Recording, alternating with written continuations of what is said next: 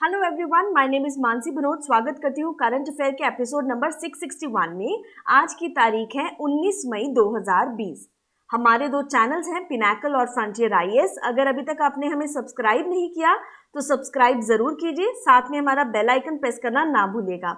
हमारी दो वेबसाइट्स हैं, ssccglpinacle.com और baljeetdhaka.com। हमारा ये एपिसोड जो है रोज सुबह 4 बजे हमारी साइट पर अवेलेबल हो जाता है। साथ के साथ हर करंट अफेयर के एंड में क्विज के क्वेश्चंस डिस्कस किए जाते हैं, जिसको आप कमेंट सेक्शन में आंसर कर सकते हैं। अब चलिए बात करते हैं प्रीवियस क्विज के क्वेश्चंस की। पहला प्रश्न जो आपसे पूछा गया था, अंतर्राष्ट्रीय संग्रहालय दिवस कब मनाया जाता है? तो इसका सही उत्तर था 18 मई। दूसरा प्रश्न जो आपसे पूछा गया था, Wuhan diary dispatches from a quarantined city नामक पुस्तक किसने लिखी है?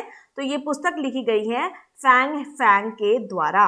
तो चलिए अब बात करते हैं आज के पहले प्रश्न की। डिजिटल ऑनलाइन शिक्षा के मल्टी मोड एक्सेस के लिए निम्नलिखित में से किस कार्यक्रम की घोषणा की गई है? तो इसका सही उत्तर है पीएम ई विद्या कार्यक्रम।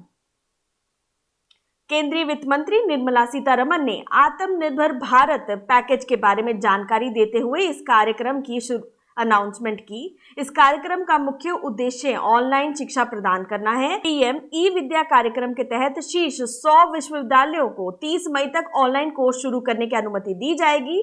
दिव्यांग बच्चों को अच्छी शिक्षा देने के लिए ई कनेक्ट ऑनलाइन कोर्स की शुरुआत की जाएगी।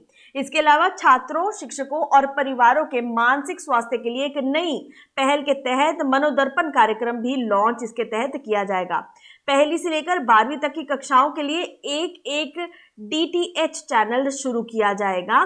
ऑनलाइन, डिजिटल और ऑन एयर सभी माध्यमों से एक प्लेटफॉर्म में इनको जोड़ा जाएगा। रेडियो, सामुदायिक रेडियो और पॉडकास्ट सेवाओं का भी इसमें इस्तेमाल किया जाएगा। इसके अलावा लगभग जो है 200 नई ई बुक्स और नए कोर्सेज इसमें जोड़े जाएंगे। स्कूली शिक्षा को और बेहतर बनाने के लिए ई कनेक्ट उपलब्ध कराया जा सके। यह दीक्षा कार्यक्रम one nation one digital platform के तहत चलाया जाएगा। अब चलिए बात करते हैं अगले प्रश्न की।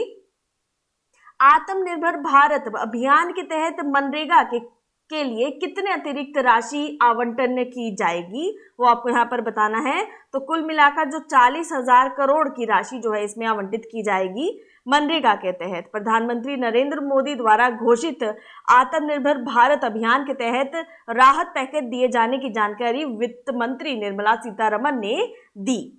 मनरेगा का वार्षिक बजट जो है अनुमान लगाया जा रहा है कि लगभग जो है 61,000 करोड़ का होगा, जिसके अंदर मनरेगा का संचालन ग्रामीण विकास मंत्रालय के तहत होता है।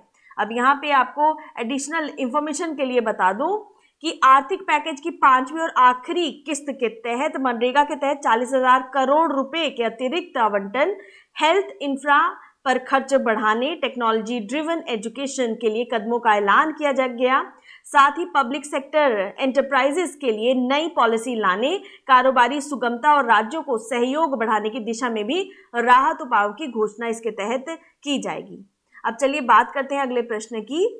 चक्रवाती तूफान अम्फान के तहत किस राज्य को हाई अलर्ट पर रखा गया है? तो हाई अलर्ट पर पश्चिम बंगाल, ओडिशा दोनों को रखा गया है। तो इसका सही उत्तर जो है वो है डी, दोनों। बी और सी दोनों इसके सही आंसर हैं।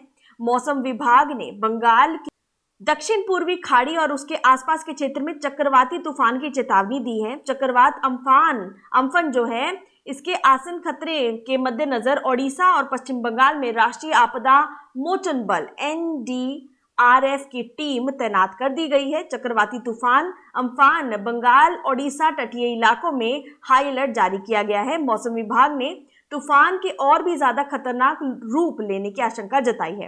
अम्फान के प्रभाव में 110 किलोमीटर प्रति घंटे की गति से चलने वाली हवाएं बंगाल की खाड़ी के ऊपर से गुजरेंगी। आईएमडी के आंकड़ों के अनुसार हवा की गति 140 किलोमीटर प्रति घंटे की रफ्तार से भी हो सकती है। अब यहाँ पे आपको रिवीजन के लिए बता दूं, उत्कल दिवस ओडिशा डे जिसे बोलते हैं, उसको कब मनाया जाता है? तो वो 1 अप्रैल को मनाया जाता है। अब चलिए बात करते हैं अगले प्रश्न की। इजराइल में बेंजामिन नेतान्याहू ने गठबंधन की नई सरकार में पीएम पद की शपथ ली है। इस पद पर यह उनका डैश कार्यकाल है। आपको बताना है कौन सा कार्यकाल है, तो इसका सही उत्तर है 5वां कार्यकाल है। इजराइल ने नई सरकार के गठन के साथ ही 500 दिनों से चला आ रहा राजनीतिक संकट अब इसमें खत्म हो गया है। नेतान्याहू ने 5वीं बार इजराइल के प्रधानमंत्री का पद संभाला है। इजराइल में एक साल में 3 बार आम चुनाव हुए, लेकिन किसी भी पार्टी को पूर्ण बहुमत नहीं मिल सका।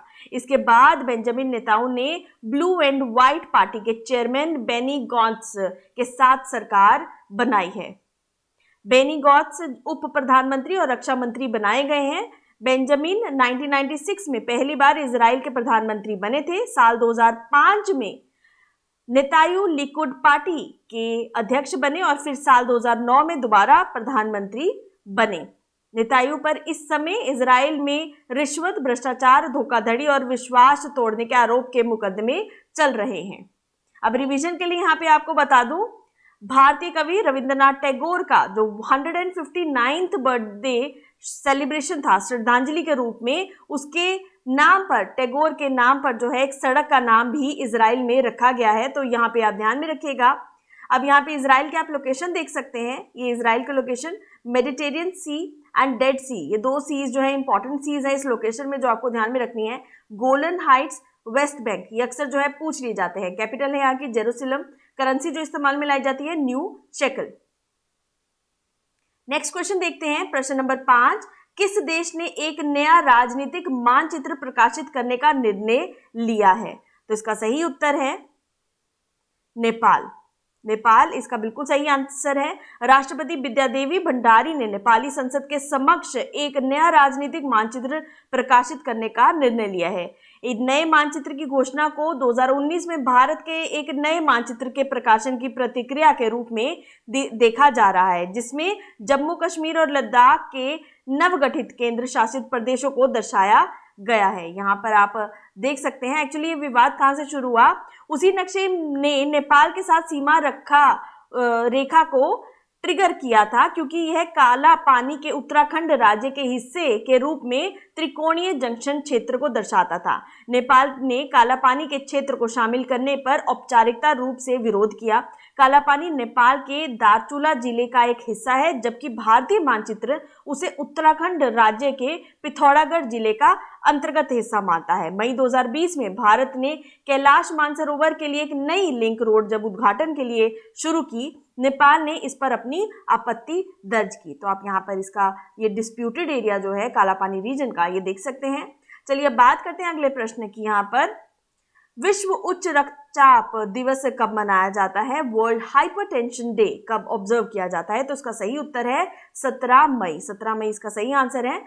तो इस दिन जो है इसको जागरूकता बढ़ाने के लिए, रक्तचाप से जुड़ी चीजों की जागरूकता के लिए और सभी देशों के नागरिकों को इसे रोकने और इस पर नियंत्रण पाने के लिए प्रोत्साहित करने के लिए दिन मनाया जाता है। मई 2005 में जो है इसकी पहली बार शुरुआत की गई थी। विश्व उच्च रक्तचाप दिवस 2020 की थीम है, यहाँ पर आप देख सकते हैं थीम इसकी, major your blood pressure, control it and live longer. तो ये जो है इसकी इस साल की थीम है। वैश्विक कोविड-19 महामारी के कारण विश्व उच्च रक्तचाप दिवस 2020 का उत्सव 17 अक्टूबर 2020 तक के लिए स्थगित कर दिया गया है। अब आपको यहाँ रिवीजन के लिए बता दूं, विश्व अस्थमा दिवस 2020 कब मनाया गया था? तो वो 5 मई को मनाया गया था। चलिए बात करते हैं अगले प्रश्न की। किस देश ने पहली सिख महिला पत्रकार मनमीत कौर को ब्रिटेन में प्रतिष्ठित पुरस्कार के लिए नामांकित किया है? तो इसका सही उत्तर है पाकिस्तान। सी इसका सही आंसर है।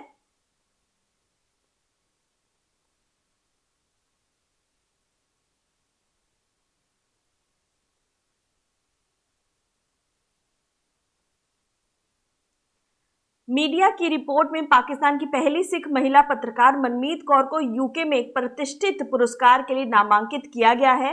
25 वर्षीय मनमीत को यूके स्थित the Sikh group the express Tribune द्वारा दुनिया भर में 30 साल से कम उम्र के 100 सबसे प्रभावशाली सिख व्यक्तित्व में एक रूप में चुना गया है। द सिख ग्रुप एक वैश्विक संगठन है जो दुनिया के विभिन्न हिस्सों में समुदायों में संबंधित लोगों को सम्मानित करता है जो विभिन्न तरीकों से लोगों की सेवा करते हैं।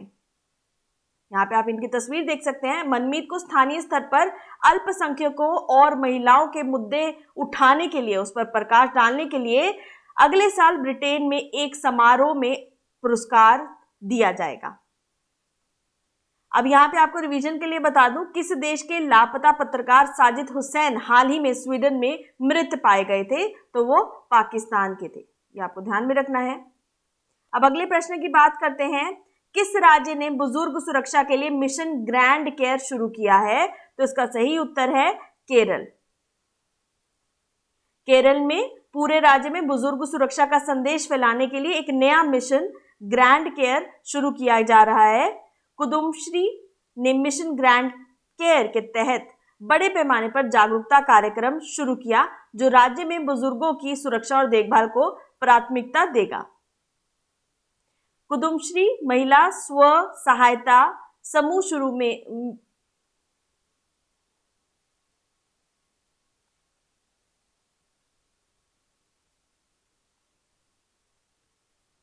कुदुम्श्री महिला स्व सहायता समूह शुरू से ही राज्य में कोविड-19 जागरूकता गतिविधियों का आधार है। अब यहाँ पे आप लोकेशन में देख सकते हैं। इंपॉर्टेंट डैम्स की बात की जाए तो मुल्ला परियार डैम परियार पर, इडुक्की डैम पेरियार पर, कक्की डैम कक्की रिवर पर। नेशनल पार्क्स की बात करें, Anamudi Shola National Park, Mathikettan Shola National Park, Pampadum Shola National Park, Periyar National Park. Capital है यहाँ की तिरुवनंतपुरम। गवर्नर है आरिफ मोहम्मद खान, चीफ मिनिस्टर है विजयन। अब अगले प्रश्न की बात करते हैं, प्रश्न नंबर 9। निम्नलिखित में से किसने प्रवासी श्रमिकों को सुगम आवागमन की सुविधा के लिए राष्ट्रीय प्रवासी सूचना प्रणाली शुरू की है? तो ये शुरू की गई है राष्ट्रीय आपदा प्रबंधन प्राधिकरण के द्वारा, NDMA के द्वारा, नेशनल डिजास्टर मैनेजमेंट अथॉरिटी। राष्ट्रीय आपदा प्रबंधन प्राधिकरण ने राष्ट्रीय प्रवासी सूचना प्रणाली विकसित किया है जो राज्यों में आवाजाही को सुविधा के लिए प्रवासी श्रमिकों पर एक केंद्रित ऑनलाइन भंडार है। ऑनलाइन पोर्टल प्रवासी श्रमिकों पर एक रिकॉर्ड बनाए रखेगा। भारत सरकार फंसे हुए श्रमिकों और प्रवासियों को उनके गृह नगर में स्थानांतरित करने के लिए इसमें मदद करेगी। इसके लिए स्पेशल श्रमिक गाड़ियों का परिचालन भी किया जाएगा।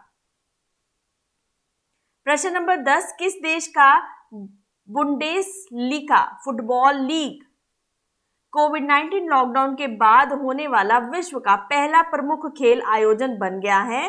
तो ये है जर्मनी का। तो बी जो है इसका सही आंसर है।